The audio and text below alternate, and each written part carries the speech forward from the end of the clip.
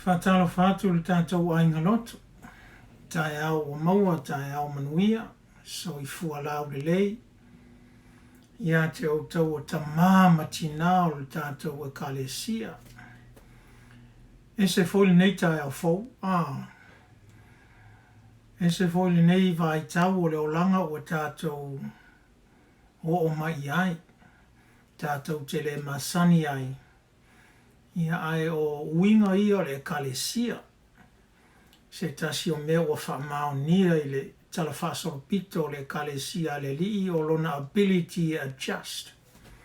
O alawa ia mea e tūlai mai o a foi whamai pe taua pe lolonga pe mafui e. Ia o ina lava le kalesia I lona talafasoro pito ia I loa o na whetūnai ma whesuiai.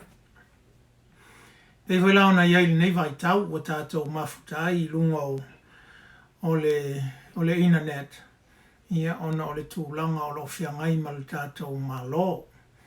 Ia mai o te tima I atu le tātou lava e kalesia I nei Des Moines I Seattle. Ina ia uta utangia ma le whautauta whātonunga o lo au mai o tātou taitai e le ngata o te tonu o cities, ia o counties whapea tātou stete. Ai ole tai au nei, a whapea e susu mai ma lau tuspa ia. Ia e mā nei ale wa ailo se mea e te alala ai lau living room. Ia ma e sila mai ai le nei whasalaunga ale a tātou wolo I le upu o le atua. Wa tuina atu I a tātou tō tino po members tai tō tasi na ia whailawa e oe lau tālusanga I lau maota, e ofo I lau vi inga I le atua, ai o le a whapitoa lava le tātou taimile nei ma le polkalamile nei online I le upu o le atua ina ia lava pele taimi e tātou te whesotai ai e ala I le upu o le atua. O le whea o tuina le atua I lo loto mo le tātou ainga lotu le nei tae au o maua le lua korinito I lona mata umua. Ia ma le lua korinito I lona mata upue wha. I le lua korinito I lona mata umua le whai upue valu o lo iai upu whapea. Si sila I lau tuspa ia o le au whaitawina. A wale au soe. Mātou te loto ina I au tau I loa lo mātou puapua ngā nao o mai ia te I mātou I Asia. Sa sili o na mawhatia tele. Ai o I mātou. E le I au I ai lo mātou malosi. E le I au I ai lo mātou malosi. Nao o lava ina mātou masalo. Ai a mātou woti. Lua korinito I lona mata upue wha. O lo o iai upuia.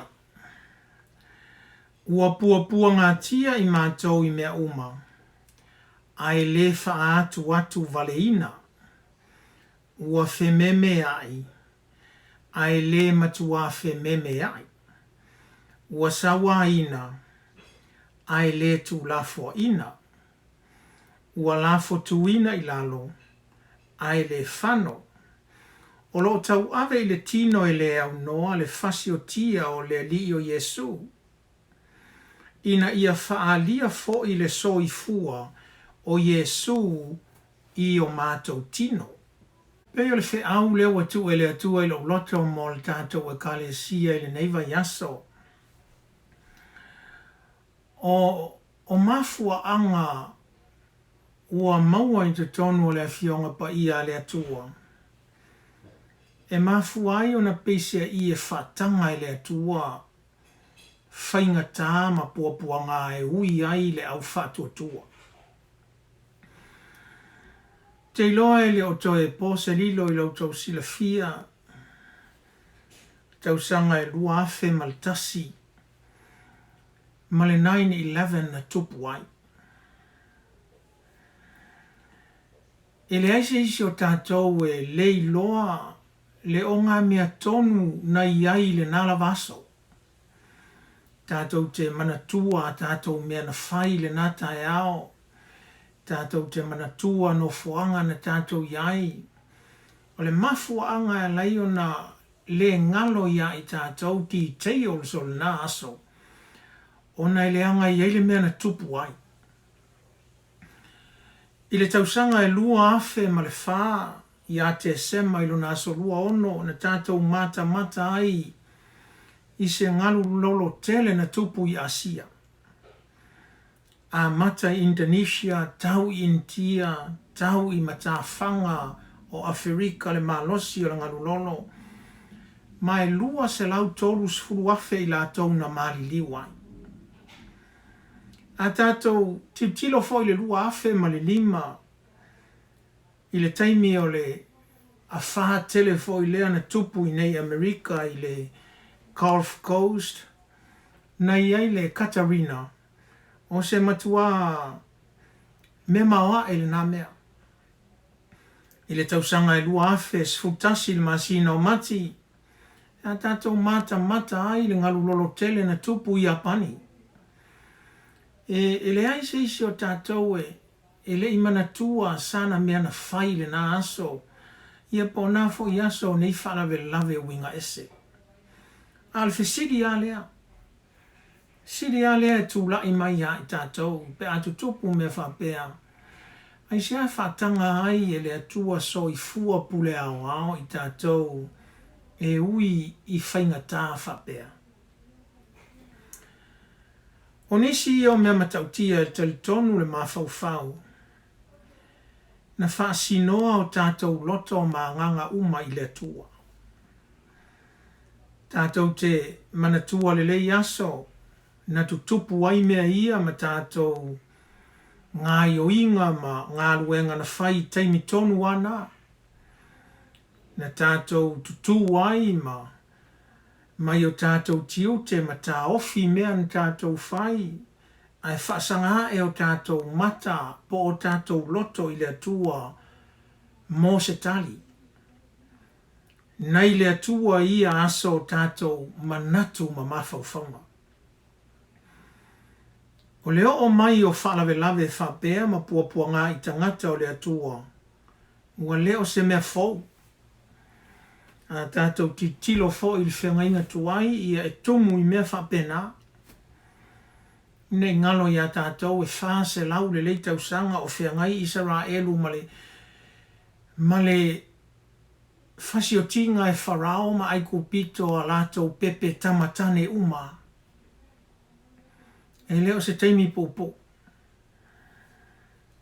A mata le whengainga fau I le fasiotinga e herota o pepe uma I le nuu o Peter Emma o Peter Emma I e ta ilua tausanga le mātutua. E tumu le tuspa ia ma le tala whasolpito le lalangi tātou mana tunatu I le silia I le 1 miliona tangata I utaia na susunu e iti lama si amani le taimi o le taualona lua o le lalangi. A o le mea maoa e ia mea uma. E ui na te lele mawhatia, e ui na te lele ti ngā, ma le puapua ngā. A o lea lava iai tangata nā. Le ai ola, le ai tupu, le ai malo losi. Pei lao le malo Israelu, ma I lātou o en tutupu a ia mea whapea. E mawae,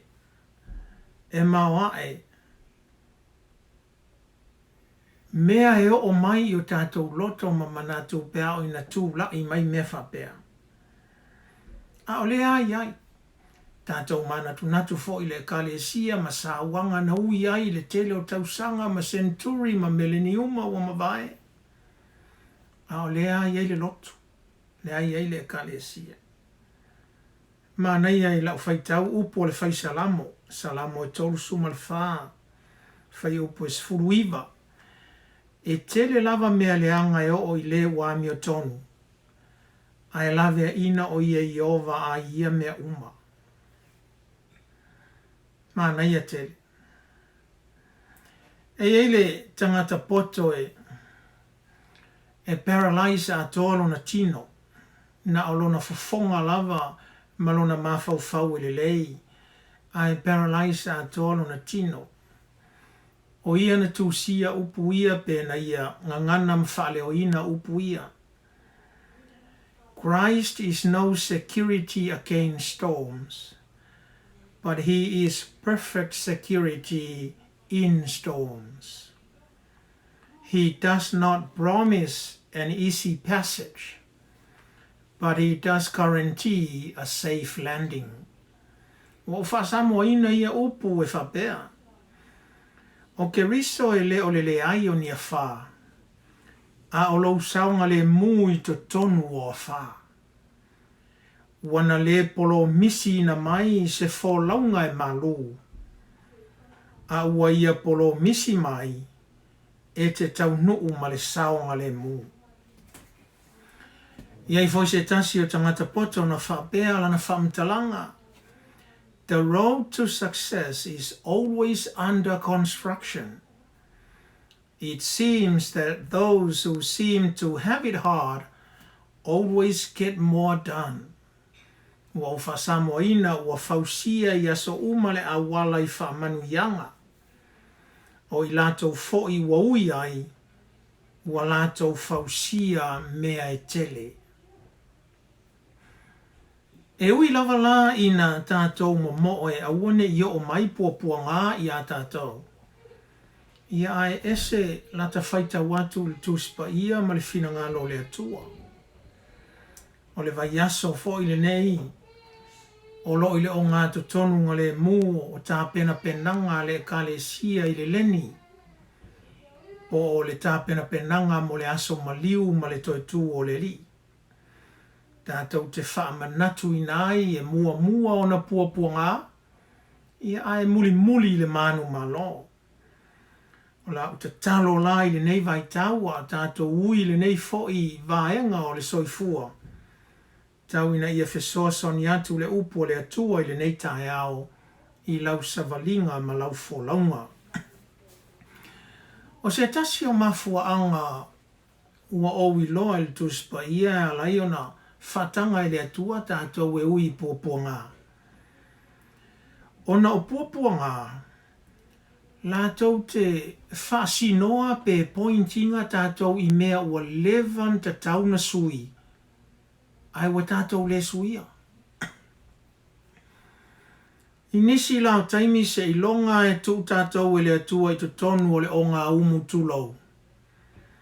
Ona whato a tātou tā fiti lea. E whai le mea ua levon ta tauna whai. Ia masui mea ua levon ta tauna sui. Se tasi le nei o tā ua o mea ia o puapua ngā po whainga tā. A wala mai lolonga, a wala mai ia wha, a wala mai I tsunami, a wala mai mafue, a wala mai leafi, a wala mai whamai. Lātou te whasi noa I tātou I mea ua lewa na te tauna sui. E le ngata o tātou communities, o tātou malo, o tātou systems, au te tonu o tātou loto. Mea ua lewa na te tauna sui. Ai le o sui a. O na whatanga loa lea le atua o mea ia, se ia kolosi ina o tātou loto o mautau whina ngalo. E tau whaapupula ai o tātou mata I mea la ia o te tau na sui. Whai mai lal whata oto e luas fulu a alona whai upo e tolus fulu. Mana ia le su e iai o lautus pa ia. O whaalava o le manua e whaama mai na ai le leanga. Whaalava le I o mo meo afflictions, o mo meo sufferings, o mo meo puapua ngā. O whaalava la po o puapua ngā, o manua e fufulu ai le leanga. O le tala na le poto o Solomona, e whapea fo I tā I to tonu o le loto. Whai mai la Solomona I le whata oto e luas fulu o le whai upo e tolus fulu, o whaalava o le manua e whaamamai na ai le leanga, e whapea fo I tā I to tonu o le loto. Lona winga o le sasa e fufulu ai le loto. Ma naia upu o le poto o Solomona. Tele mea mamana ma vāvenga na wha mata I ai le atua Farao ai kupito. mea na manatu le atua e wake up ai le tupu o Farao i le tūlanga ese o le atua malana pule e ao. Ia ai le mawhai a Farao malona no. Sa muli ai le mea ua masani ai ma le malosi fo i nā vai tau. Tele mea mamana ma vāvenga na whaamata fo i ai le atua le tupu lawi loa o Nebuchadnezzar o Papelonia. Mea na au mai fo i le nā tupu ma le nā civilization e wake up ai na i o lātou loa o le atua e pule, o le atua e ona mea. Ia e le mwhailau. Malama le fo i he rota le sili o Iutaia. I tala o le atua le totasi a wae, sasi o mia ele au perfeta, sasi o mia ele tu la fono, sasi o mia ele tu fa Iutaia ma le lotu Iutaia. Ia ai lem fa ia he rota le sili. Tele mea le lei ma le matanga o fie na whaamata fo ia i le lii, le ulunga lii o Anania ma Safaira. Ia ai elei malama le ulunga lii ma tilo i mea nama o lato winga. Na ala na tā pena mai le atua ina ia lavea ina ai le tangata na i le whaafanonga. Peita i elei manao Anania ma Safaira. Elei manao Anania ma Safaira e sui lo la loto mo i le tupe le loto tala pelo ma le whamaoni. Tau te iloa lale i unga. O tangata uma ia e peo na o ta ua. Ta tala loe le atua lona fusi pao. Fusi pao o lolo. Fusi pao o whamai. Fusi pao o honge. Fusi pao o wha. Ta tala loe le atua lona fusi pao le nā. Ia ae sasa i loa tangata ia. E ala i pua ngā ma whaingata. Ua o le taimi e whao ngā i le atua lana tā. I lo foi tali tonunga e pe e fōringa whapena le mele ua tupu nei. Ua le tupu i sa tunu e tasi a ua sila mai le atua i le lalolangi na ia whaia. Ese le mele ua tupu i tonu o malo. Le ala ua tatala le fusi pau lau tele o le atua. E sasa ai e le ina ia wha umatia. Ai toe lapata ina ai le lalolangi mai tātou uma. Ai maise le kalesia ma lau whatotua. Ua lata mai le toe fio mai o le ali. O le wha moe ina ia wha mamaina le leanga. Le leanga ua lewa na tatau na wha mama. O le wha moe ia fufulu ai le loto. Le loto ua lewa na tatau na fufulu. Le au soe i le li. E whatanga i lo tātou watua i o tātou o langa pua ngā ma whaingata. E whaasinoa i tātou i mea ua lewa na tatau na sui ma whai. A ua tātou whatuatua i o na whai suinga. O leisi mafua anga e lai o na whatanga i le atua tātou e ui pua ngā. Ina ia sue ina tātou. Sue ina tātou po le ale matua. Po le ale le levo wo iai le whatuatua ma le whale anganga. Sue ina po o tātou tutupu po lo tu maupea e whai matama iti. Leisi la lea mafua anga wa o maua le tuspa ia alai ona tutupu o mea ia pe whatanga i le atua mea ia tutupu. Whato a tātou loa lava le manongi le lei o le mea leo le lauti. A vai le lauti. Ta tātou loa alo na manongi le lei. A inu la ma whaamalie ina ai o tātou langona. Ina ua tuu le lauti to tonu o le vaivevela. tusala a tu yele pe palauti. E produce pe fau mai le nā lava vevela. Le teiste sili o na manongi le tau mafa le tangata. Tusa o le mea nai alina whaatanga i le atua. Le au kerisiano e ui mea whapea. Se ia wa ai. Po le ale i tu ai ngā reaction. Po le ale tu ai ngā response. E tali ai whawhita au li whapena.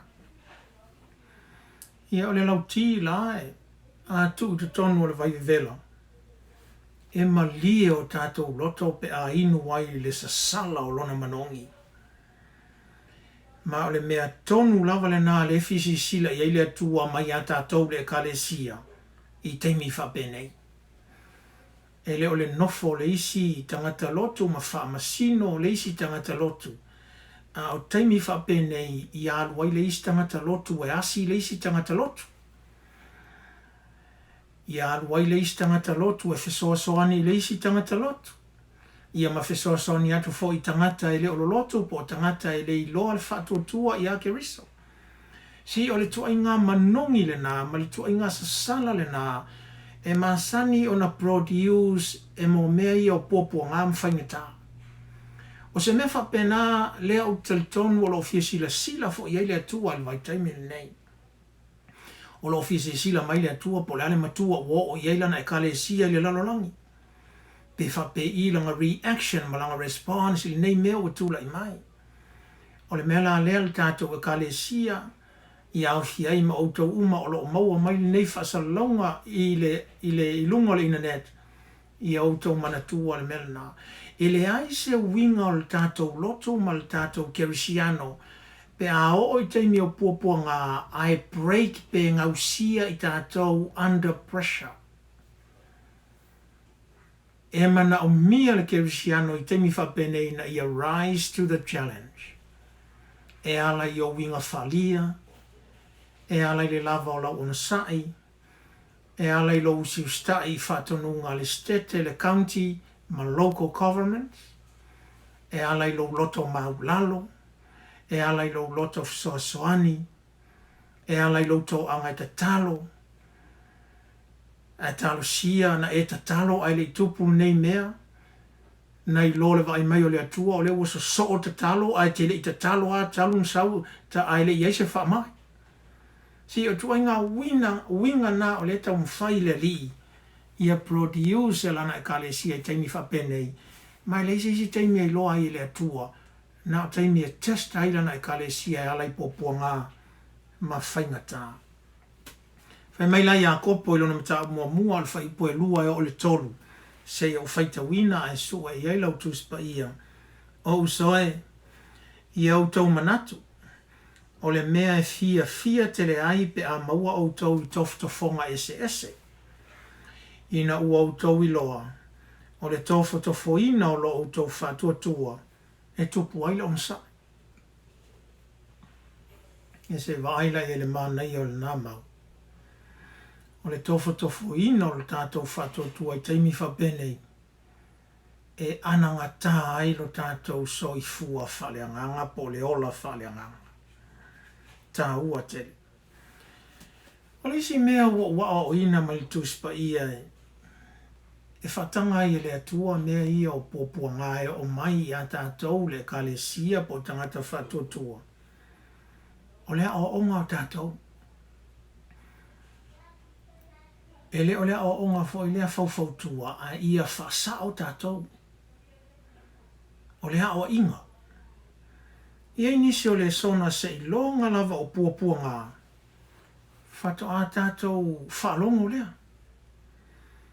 Pe e fōlinga mai whato a tātou malamalama le lei le tā ua o se mea. Ina ua lei loa le nā mea. Masani o na o whai atu i a te o tau, tātou e kalesia o te ilo o tau sila fia. E le lei lo poto ina ua uma un tupu le leanga. Usa i eita ngata e whato a po poto aina ua uma un tupu o le whalawelawe. Ai lumatu o le whalawelawe e matua fiu e whautua i ai. e le poto. Ai lo le whaalawelawe anu tupu. Ai whaalongo le talanoa ma le whaamtalanga o mafuaanga o le whaalawelawe. E se le ata mai. Ai whatoa ata mai na ua umanu tupu le leanga. Ma nei alu tātou popoto. Ai le tupu se mea. Ma nei alu tātou whaalongo mausi ustai le atua malana upu. Ahau le tupu se mea. E ma nei alu tātou toa anga le lotu fonta talo mwhaitau a tātou tuspa ia. A o le io o mai le whaamai e pei o na iai le nei fo i vaitau. E tā ua tele. Se o whaitawina ia te oi nisi o whai upu e esele tā ua i lo wao langa tupu i le whatua tua. O lo maua le salamo se laus furuiva. Salamo se laus furuiva o whai upu e ono su fitu o lo iai upu ia. A o le i pua ngā tia hau na o se. A o le nei ua o tausi la ua fionga. A nei ale moli maua tā vita, whai mai tā vita, leli ie, ai o tele iui pua ngā tele mea se na o whaia. Ai na ua umala pua ngā, a o le nei, ia lea lau o tausi lau tū la whana. A le si lea o ngā o pua ngā, tātou te tausi ai tū la whana o le tua, malana upu. Tātou te usi ustai ai le tua. O leo o mai fo i lale wha mai le nei vai taimi, a maua sau taimi panga noa e te sau whai ai lalong wha file mula u loto ma le mawhau, ai wha longo i lea o mai le nganga pa ia o lea tua i a oi mao, e te langona lea. Te le i o mea le lei o le am whain tātou wa o ina mai le wha mai le nei pe ama vai, ma le upumonia, e umal nei fo i mea ua ui ai tātou umai le atuno umal lalulangi ua ta avea i tātou matangata e sili atu nei lo le mea ni tātou iai. Leisi whai upu mā nei al salamo ana e salaus furuiva e whaatau le whe au o le nei aso. Olo o maua i le whai upu na e fitus fulu tasi. Whai upu e fitus u tasi. O le mea ele le iei au ina ua pua ngā tia hau. O le mea ele le iei au ina ua hawa o ina au i au tū la whono. O le mea ele le iei au ina ua pua ngā tia au. Awa o le mea le leile na ua o ina ai au tū la whono. Tā ua tele. Si o lisi le au ngā te le o taimi whapenei. Tātou te popoto ai. Tātou te atama mai ai. Whai mai le nanua papalani, we learn from our mistakes. O le winga tonu ale nā, ma le value le nā, ma le tāua le nā o taimi whapenei. Awala tātou te whameo, awa tātou te whaitio, awa tātou te whapeane o seina na amata le vares o aiwa, o le perestene wa tuaila na ngai oi o aiwa, o le e iai mea, o mea nei e le tutupu fua. A tātou malamalama i le tala whasorapito o le relationship a le atua ma le tangata ola, e ala i le whaita wina o le tuspa ia e le tutupu fua mea nei, ae pe a tutupu, ia i loa i le kalesia o na mana tunatu, e tu lei tātou e mea ia, ina ia o tātou loa le leile atua ma lana upu. Tā ua le nā, a o tātou ui ai le nei taimi, aua la le popole, aua le atua tu vale, aua le whememea i e pei o e, ua le aise wha moe, a ia e mana tu natu le lei le whe au le nei aso, mō tātou uma. E le aise mea o nei mea e se price ai le atua. Awa fo i nei whapeane se isi wa tapuni nei lotu o lona e leo tapunia lotu. E tapuni le falsa a e le tapunia le kalesia le li. Ai sea, wa fo i o oe le kalesia. O au le kalesia. O le kalesia o le tangata a e leo le falsa. E tapuni lan falsa a o le lotu a Yesu e le tapunia. E te talo, e te vivi, e te whaitau tuspa ia i so se mea e te iai. a wā o oe o le ekalesia le atua. O le isi mea tā ua ia te au ua o maua le tūsipa ia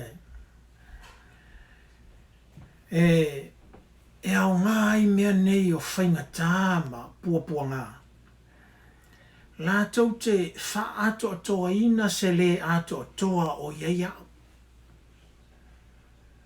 Le a se le ato atoa o iei oe, le a se le ato atoa o iei le tā au nanga i le atua, le atu nuu matangata. O le au ngā o pua ngā.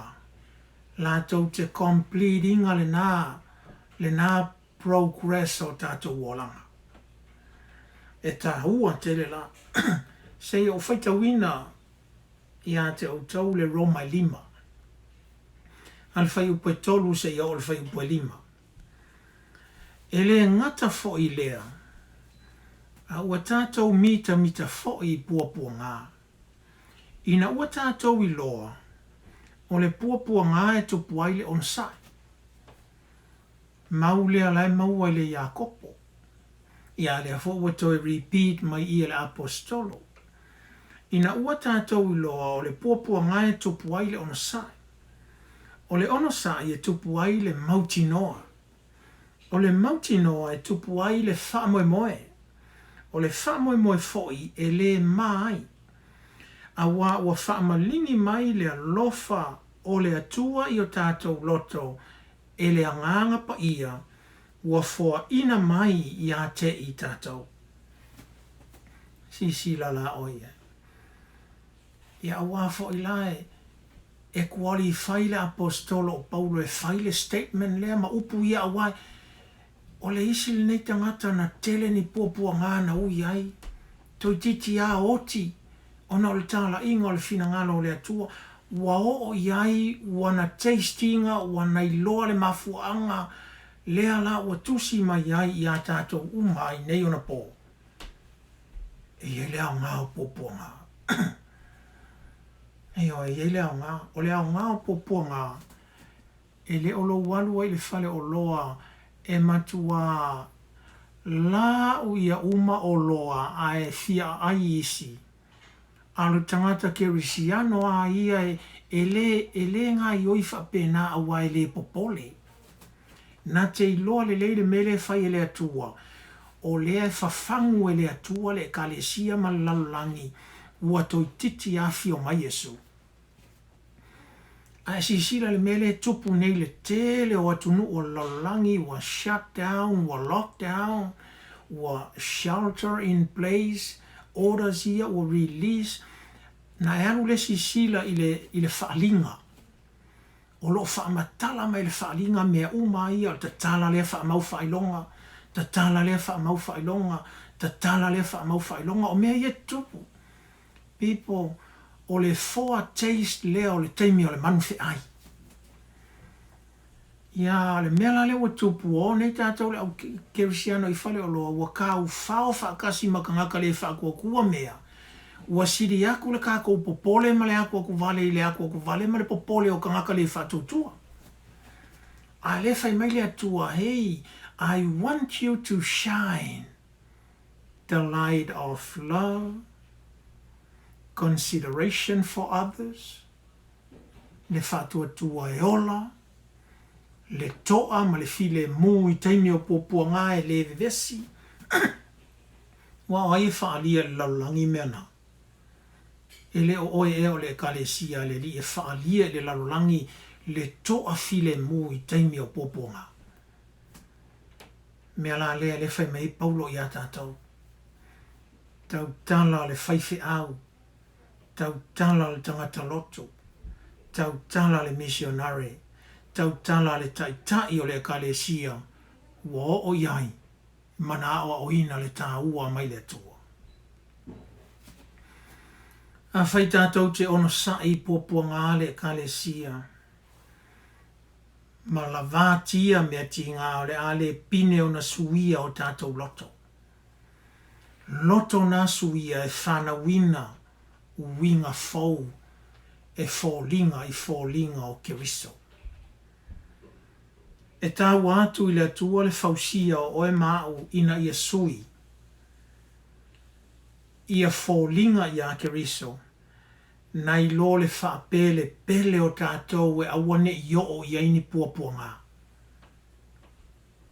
God is more interested in shaping our characters into the image of his Son, rather than our comfort by having no suffering and no trials.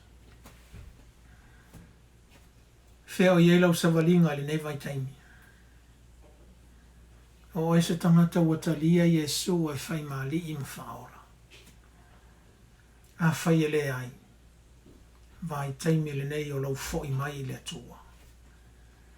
Mo i tātou e wa uma na whai a whilwhilinga. To e siaki le lewa o lau whatotua. A ui o i lalo le pressure po ngā. Whamata te manu mai le isi tu still intact. Pe te manu mai le isi tu o po ngā ua matua salalautasi. Whaamata ngā ina mata uvalea ai le li o Yesu. Fesili ia e tali o e maha ultangata whatotua i teimi o po ngā. Mana iei al whamtalanga tā vita al salamo e fitu sutasi. Whai upo e sfuruiva se ia ol whai upo e lo sutasi. Whalongo i le whetalai mai e tā vita. Le atu ae e sili lava la wamia tonu. O mea wa e whaia o mea mamana ia. Le atu ae oi ese tusa ma oe. O le ua whaailoa mai i a te au. O puapua ngai tele maleleanga.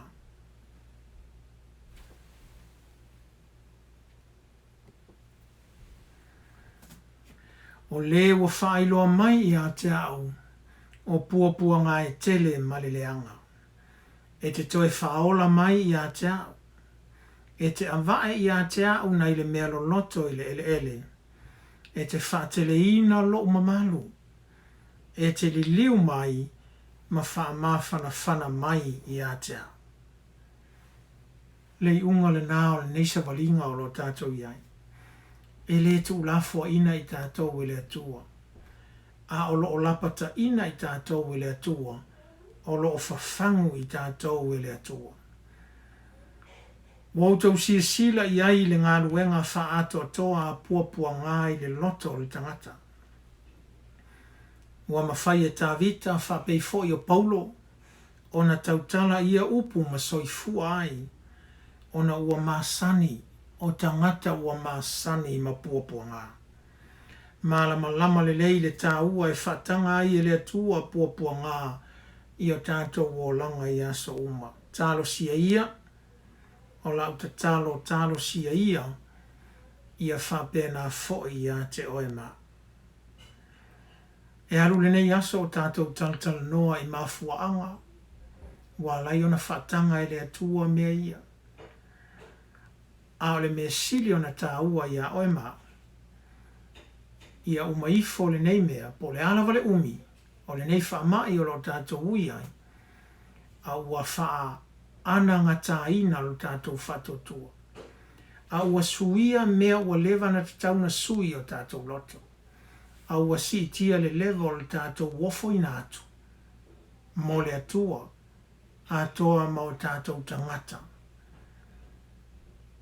Tātou nu lotu le nei tai au. Ia manuia le nei vai aso i lautou savalinga.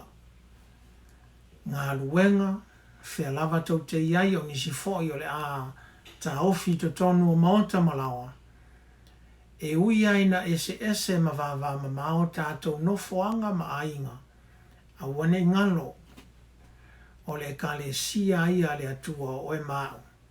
Tātou te wheso tai pēa i mea ua tāpena inai le nei fo i au ngā tūpulanga e wheso tai ai. A e sili tātou te wheso tai pēa. I le anganga ngā ioi mai o le atua i loa nganga ma loa nganga. e fiso tai ai tātou i ona lu mai ala i lana upu ma lana tatalo. A le nei tūlā, puna o mai alo wao, o le au whai wina i tātou i le tatalo. Yesu Keriso lo mātou o li i ma lo mātou atua. Ia i laua fio lava le vi inga, ia i laua fio lava le whamanu. A wā po le a lava le taimi, po le a lava le me tupu i le taimi, e le whate ia ai laua fio. E te sila fia le ananafi, e te sila fia le lumanai. Ua e sila fia mea umalava. A ua e saunia mata pena ina mea, ina ia whawhangu ai i mātou ma o ina i mātou. E le ngata oe o le pule ao mea uma. A oe o le atua e lofa mai. O lo e lapata ina i mātou. Ina ia o mātou sau whanga atu. I lau a fio anga pa ia i le ola e whawamau. Whamanuia i lau e kale sia i le nei tai ao. Whamanuia i so se tasi o lo maua le nei whasalaunga.